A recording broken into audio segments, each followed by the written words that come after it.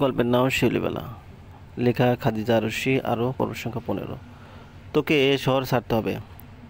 তুই পৃথিবীর সামনে গেলে ও কখনোই অতসীকে বিয়ে করতে আগ্রহ দেখাবে না।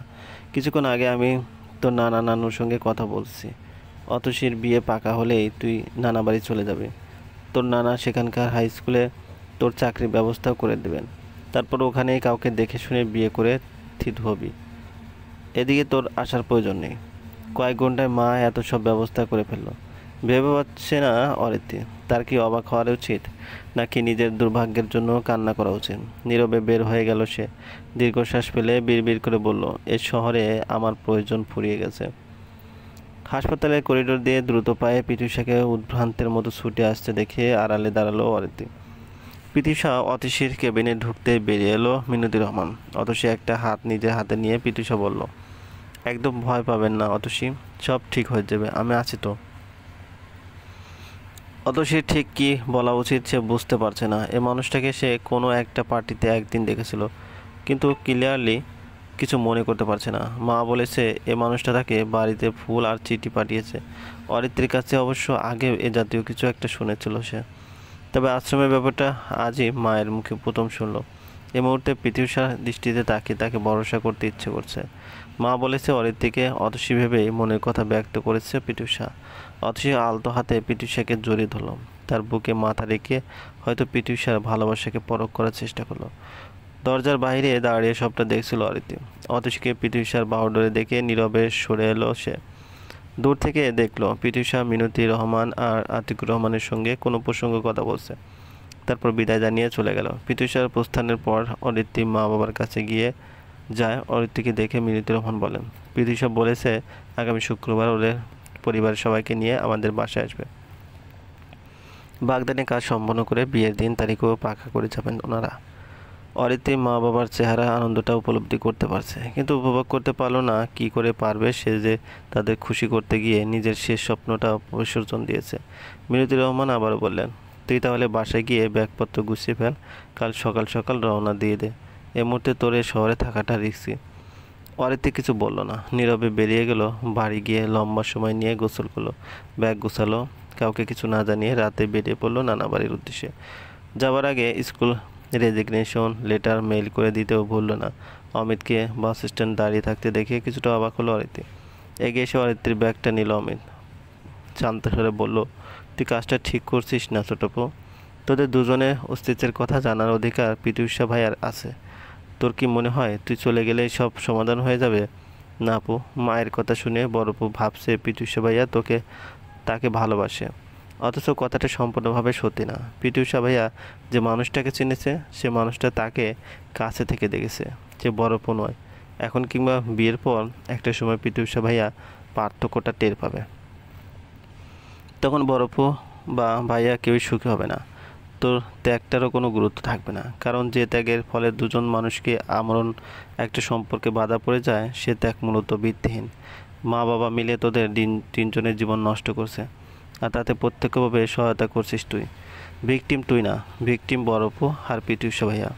বড়পু সম্পূর্ণ সত্য জানে না, আর ভাইয়া কিছুই জানে না। বাস চলে এসেছে, যাত্রীরা একে একে নিজেদের সিট খুঁজে নিচ্ছে। অরিত্রী অমিতের কথার প্রত্যুত্তর কিছুই বলে না, কেবল ধীর পায়ে বাসের দিকে এগিয়ে যায়। কিছু দূরে গিয়ে আবার ফিরে আসে। অমিতকে জড়িয়ে ধরে বলে, মা বাবার খেয়াল রাখিস, নিজে ভালো থাকিস। আপু যা জানে না তা আপুকে জানতে দিস না। পিতৃষাকে সত্যটা জানানোর প্রয়োজন নেই। ওনার ভাগ্যে থাকলে উনি নিশ্চয়ই একদিন সবটা জানবেন। আসছে। অমিত কিছু বলে না। অরিত্রী চলে যাচ্ছে, তার ছোটপু চলে যাচ্ছে। দূর থেকে দাঁড়িয়ে সে দৃশ্য নিরুপায়ের মতো দেখছে অমিত। মনে মনে চাইছে তার ছোটপু না যাক, আবার বড়পুর কথা ভেবে সিদ্ধান্তহীনতায় ভুগছে। এমনটা কেন হলো তার দু বোনের সঙ্গে? সে ভাই হয়ে বোনদের জন্য কিছু করতে পারল না কেন? বিধাতা তাকে আজ এতটা নিরুপায় না করলে কি পারতেন না? বহুদিন যাবৎ ঈশানের কোনো খোঁজ নেই দেখে কিছুটা অবাক হলো অতসী। তবে কি তার অ্যাক্সিডেন্টের কথা জেনে গেছে? মুখে দাগওয়ালা মেয়েকে নিজের ভাইয়ের বউ হিসেবে চায় না সে। হাজার প্রশ্ন অতসীর মাথায় গিজগিজ করছে। থাকতে না পেরে কল করলো নিজেই। দুবার রিং হতেই ফোন রিসিভ করলো ঈশান। বলল, কেমন আছেন ভাবি? বিয়ে করবেন না করে শেষমেশ আমার ভাইয়ের গলায় ঝুলে পড়লেন। কিছুটা অবাক হয়ে অতসী জিজ্ঞেস করলো, আপনার ভাই? আমার ভাই পিটি উষা হক। অভিনন্দন ভাবি, আপনাদের এঙ্গেজমেন্টের দিন দেখা হচ্ছে। কথাটা বলেই কল কেটে দিল ঈশান। স্তব্ধ হয়ে কিছুক্ষণ বসে রইল অতসী। শেষমেশ কিনা ঈশানের ভাইয়ের সঙ্গে তার গাঁট বেঁধে দিল বিধাতা। বাগদানের দিন অতসীকে পিটি উষার পাশে দেখে ঈশানের বুকের বাঁ পাশে কিছু একটা সূচের মতো বিচ্ছিল। তাই ছাদে চুপচাপ চলে গিয়েছিল সে। এক কানে ইয়ারফোন গুঁজে গান শুনছিল ঈশান। সিঁড়িতে কারো পায়ের শব্দ শুনে একটু আড়ালে চলে গেল সে। বড় ভাইয়ের বিয়ের দিন ছোট ভাইয়ের দূরে দূরে থাকা নিশ্চয়ই অন্যরা ভালো চোখে দেখবে না। পিটি উষা আর অতসীকে দেখে আবারও বিষণ্ণতা এসে গ্রাস করল ঈশানকে। অতসী পিটি উষাকে জড়িয়ে ধরেছে, পিটি উষার বুকে মুখ ঘষছে অনবরত। আর সম্ভবত পূর্ণিমা চাঁদের আলোয় দুজনকে দেখে যে কেউ রাজজটক বলে মন্তব্য করতে ভুলবে না। কিন্তু ঈশানের অবচেতন মন এর দৃশ্য দেখে বিদ্রোহ করতে চাইছে। তার কিছু ভালো লাগছে না। বিনা শব্দে নিচে চলে গেল ঈশান। এখানে আর এক মুহূর্ত থাকলে দম বন্ধ হয়ে যাবে তার। এত মন পড়ছে কেন আজ? অতসীকে নিজের থেকে ছাড়িয়ে একটু দূরে গিয়ে দাঁড়ালো পিটি উষা। অতসী আবারও এসে তাকে জড়িয়ে ধরল। এবার অতসী একটা গুরুতর কাজ করলো। পিটি উষার পাঞ্জাবির কলার ধরে তার পায়ের পাতায় দাঁড়ালো।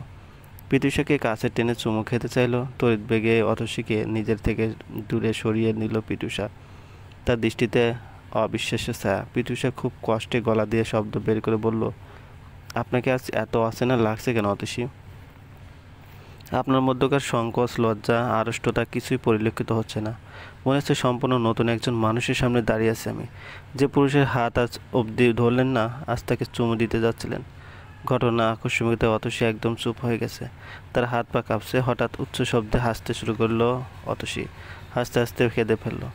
ছাদের এক কোণে গুটিসুটি হয়ে বসে বলল, অমিত ঠিক বলেছিল, আপনি অরিত্রীকে ভালোবাসেন, আমাকে না। পিটি উষা পৃথিবী যেন থমকে গেল। অরিত্রী, অতসী, অরিত্রী দুজনে কি এক মানুষ নয়? অতসী আবার বলল, অরিত্রী আমার ছোট বোন, আমরা যমজ। দুজনে দেখতে একই হলেও অরিত্রী খুব সাধারণ জীবনযাপন করত। আপনি ওই বাড়িতে যে চিঠি আর শিউলি ফুল পাঠিয়েছিলেন তা অরিত্রী রাখত, আমি না। আশ্রমেও আপনি অরিত্রীকে দেখেছিলেন, আমাকে না। আমার সঙ্গে আপনার মাত্র একবার দেখা হয়েছিল, বৈশাখীর জন্মদিনের পার্টিতে। আপনি যাকে অতসী ভেবে ভালোবেসেছিলেন সে আসলে আমার ছোট বোন অরিত্রী ছিল। চলবে, গল্পটি ভালো লাগলে অবশ্যই লাইক করবেন, কমেন্ট করে জানাবেন। চ্যানেলে যদি নতুন হয়ে থাকেন অবশ্যই সাবস্ক্রাইব করবেন, পাশে থাকা বেল আইকনটি প্রেস করে রাখুন যাতে নতুন নতুন ভিডিও আপলোড করার সাথে সাথে আপনার নোটিফিকেশন চলে যায়। আর অলরেডি যারা সাবস্ক্রাইব করে রেখেছেন তাদেরকে অসংখ্য ধন্যবাদ। ভালো থাকবেন।